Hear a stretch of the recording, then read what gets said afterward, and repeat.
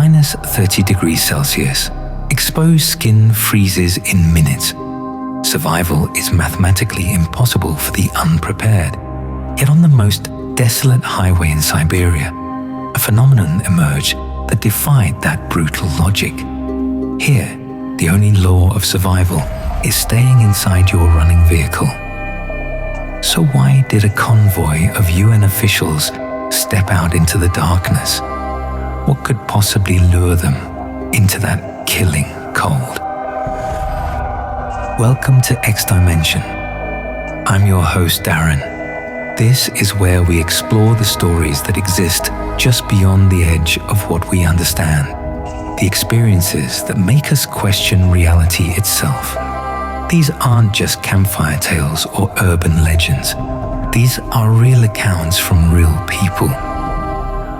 Tonight's story comes from a government official, a man who never believed in the paranormal. What he witnessed on the Road of Bones will stay with you long after this video ends. So turn down the lights, get comfortable, and let me take you to the coldest city on Earth.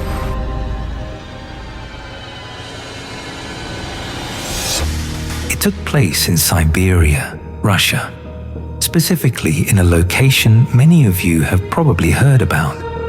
You might have come across it in newspapers or articles calling it the coldest inhabited city in the world. Now, we all know Siberia is freezing, but this particular place doesn't have a huge population. Maybe 500 to 600 people live there. During winter, temperatures can plummet to minus 70 degrees Celsius. And we've all heard that at minus 30 degrees, exposed skin can literally burn from the cold. Yet somehow, people survive there. The man at the center of this story is a Sri Lankan gentleman named Mahendra Silva. I heard this account from an older colleague, a government official from India who I won't name. He'd gone to Russia for a 3-day government workshop, along with officials from Sri Lanka, India, Nepal, and Bhutan. They were all staying at the same hotel, and one evening, several of them gathered on the balcony, chatting late into the night. That's when Mahendra Silva shared what happened to him during a trip to Oymyakon, the coldest inhabited city in Siberia, Russia. He'd gone there as part of the United Nations World Food Programme, and the experience he recounted that night was unsettling, to say the least. This didn't happen too long ago, maybe 5 to 10 years back, based on what I was told. To reach Oymyakon from the nearest major town takes 2 full days and 2 nights of driving through some of the most dangerous terrain imaginable. The team traveled in a special vehicle designed for extreme cold, one where you could actually sleep inside during the journey. Here's something crucial you need to understand. It gets so cold there that once you start your vehicle, you cannot turn off the engine, not even for a minute. If the engine stops and cools down in that brutal cold, it'll never start again. So for those 2 days and 2 nights, the vehicle had to keep running constantly. They set off with all necessary preparations, knowing they'd be spending 2 nights on the road. The route passed through treacherous mountain passes with narrow roads carved into cliff sides. On one side, rocky mountains loomed above them. On the other, deep ravines dropped into darkness. When darkness fell on the first day, the team decided to stop for the night. Driving through these dangerous mountain roads in the dark was too risky. Rocks could fall, or worse. They found a spot by the roadside, parked the vehicle, ate dinner, and settled into sleep. The engine kept humming as always, keeping them warm in the minus 26-degree cold. Around 2 or 2:30 in the morning, something jolted everyone awake at once. The entire vehicle was rocking violently, swaying from side to side as if someone was pushing it from the outside. Their first thought was earthquake. In that region, if an earthquake hit, boulders could come crashing down from the mountains above. And if a falling rock struck their vehicle, it would be pushed right off the cliff into the ravine below. Without thinking, they scrambled out of the vehicle and rushed to take cover near some trees, away from potential rockfall zones. But once outside, they realized something strange. There was no earthquake. Everything was perfectly still. The ground wasn't shaking at all. Yet as they stood there watching, the vehicle continued to rock gently before finally coming to a stop. They convinced themselves they'd simply gotten out just as the tremor ended. Feeling foolish, they climbed back into the vehicle and tried to get some sleep. The headlights remained on, as they always did, illuminating the snowy road ahead. Sometime later, the rocking started again. This time, one of the team members, awake from the disturbance, moved to the front of the vehicle to look out through the windshield. As he peered into the darkness beyond the headlight beams, something suddenly leapt across the road. A black, shadowy figure. It bounded from one side of the road to the other in a single motion, then vanished into the rocky mountainside. The man who witnessed it felt ice-cold fear flood through him, and it had nothing to do with the temperature.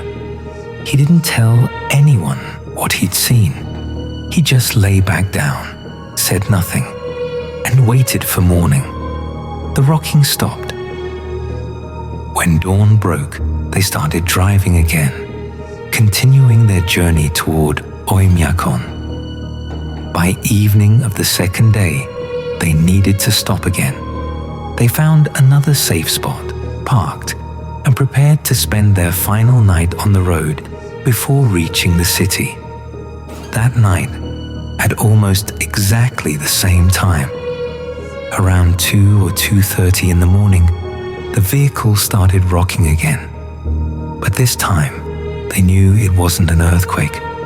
Something else was happening. The same man who'd seen the shadow the night before moved to the front of the vehicle again. What he saw through the windshield made his blood run cold. Out there in the -26-degree night, lit by their headlights, were people. Not just one or two. Several men of varying ages, from young to middle-aged to elderly. But something was horrifically wrong. They were nearly naked. In that killing cold, they wore only minimal cloth wrappings around their bodies. Their skin showed signs of injury, cuts, bruises, wounds, and they were running. Not running toward anything or away from anything in particular, just running frantically in all directions, like people in absolute panic. The man in the vehicle couldn't comprehend what he was seeing. How could anyone survive out there dressed like that? Where had they come from at this hour, in this desolate place? He rolled down the window, just slightly, and shouted out, "Who are you? What are you doing out there?" He called out in English, as the team had no knowledge of Russian or the local languages. Thinking maybe they couldn't hear or understand him, he grabbed a handheld megaphone they had in the vehicle and shouted again, louder this time. That's when the figures stopped. They all turned to look at the vehicle. For a brief moment, their eyes seemed to focus on the source of the sound.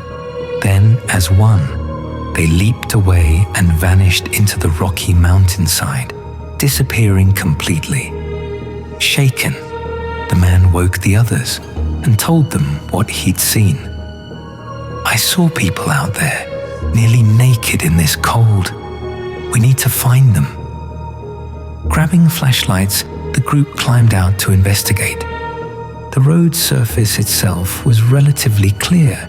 Vehicles traveling through would scatter the snow. But along the edges of the road, snow and ice had accumulated over time, building up into walls of compacted ice nearly a meter high. As they walked along the roadside, shining their flashlights, someone stepped onto one of these ice walls. Their weight caused a section to crack and break away. None of them were hurt in the small collapse, but what the broken ice revealed stopped them cold. Beneath the ice were bones, human bones. Not just one or two skeletons, many of them frozen in the permafrost. Terror gripped the group. Without another word, they ran back to the vehicle, jumped inside, and tried to process what they'd just discovered. They had a suspicion now, a dark one, but they'd wait until they reached Oymyakon to ask about it. After completing their work in Oymyakon over the next few days, they shared their experience with some of the local residents. An elderly local man listened to their story, and when they finished, he asked calmly, "Is that all you saw? Just that?" His tone suggested this was completely normal, expected even. "Why do you ask it like that?" they questioned. "Do you know something about that road? Do you know nothing of its history?" The old man replied, "That road has another name. We call it the Road of Bones." He then told them the truth. During the Second World War, Soviet leader Stalin needed to establish an air route between Siberia and Alaska to prevent German and Japanese forces from gaining control of the region. To accomplish this, a road needed to be built through Oymyakon, one of the most inhospitable places on Earth. Stalin conscripted nearly 2.5 million prisoners for this task. War prisoners, political prisoners, anyone he could use.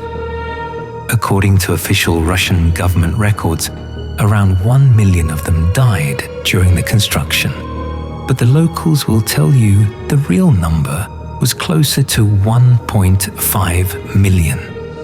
The workers died from the extreme cold, from starvation, from exhaustion, from disease, and there was no time to properly bury them.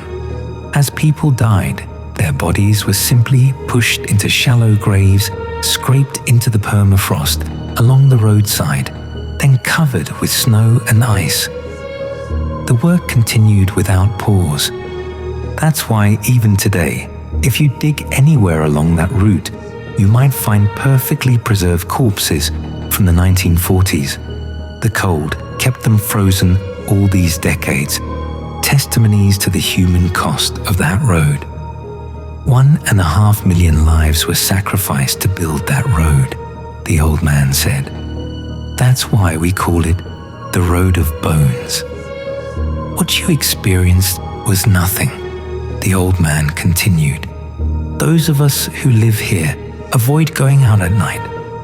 When we do, we see them. Hundreds of people screaming, crying out in agony. We see them being tortured.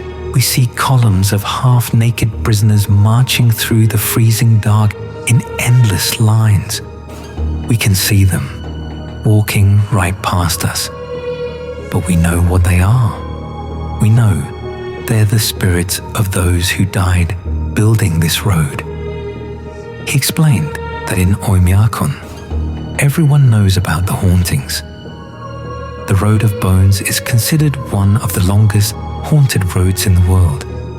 While many roads might have a haunted stretch here or there, this entire 2-day, 2-night journey is cursed. Paranormal encounters can happen anywhere along its length, at any time, in any form. Mahendra Silva admitted that before this journey, He didn't believe in ghosts or spirits. He was a rational man, a man of science and logistics.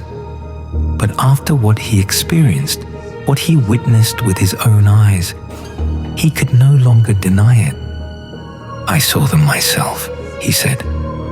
"This happened to us. I can't explain it any other way."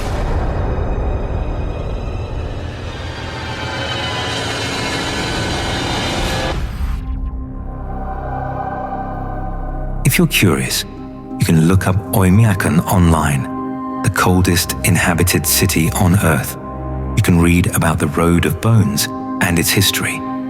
I didn't know about it before hearing this story, but after researching it myself, I can confirm the historical facts are accurate. The road exists, the deaths happened, and according to everyone who travels through there, the dead have never left. This story was shared during a late-night gathering of government officials from different countries, told by someone who experienced it firsthand. Whether you believe in spirits or not, the Road of Bones stands as a monument to unimaginable human suffering. And some say that suffering echoes still in the frozen Siberian night. Before you go, more stories are coming. X Dimension is brand new, and I'm building this from the ground up.